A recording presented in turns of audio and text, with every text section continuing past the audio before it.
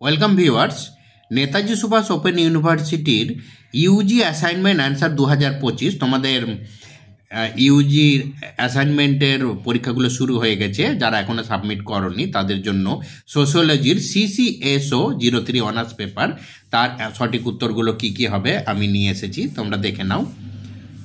1 নম্বরে course in general ল্যাঙ্গুইস্টিক্স শীর্ষক বইটির কবে প্রকাশিত হয়? সঠিক উত্তর 1916 সালে।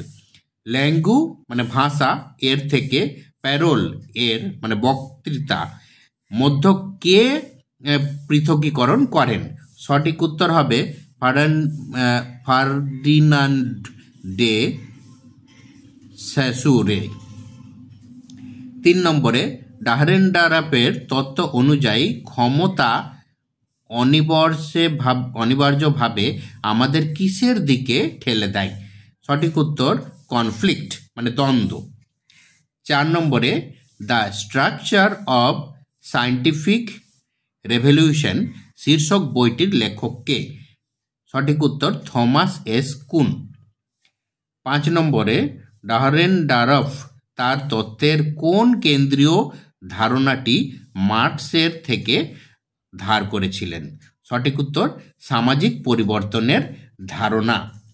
6 নম্বরে class and class conflict in industrial society শীর্ষক বইটি কে লিখেছিলেন? সঠিক উত্তর ডাহরেনডারফ। 7 নম্বরে দ্য এলিমেন্টারি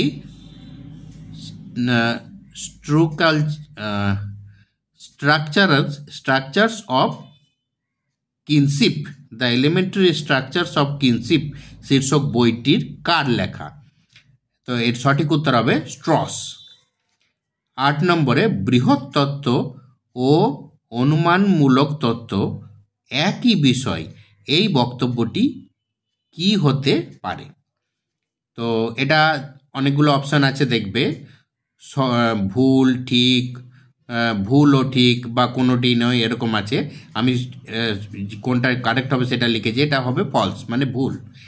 9 নম্বরে the functions of social conflict শীর্ষক বইটি কে লিখেছিলেন? অ্যান্সার হবে কোসার।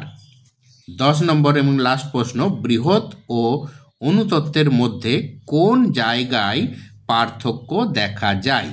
এটা হবে লেভেল অফ অ্যানালিসিস, বিশ্লেষণের স্তর।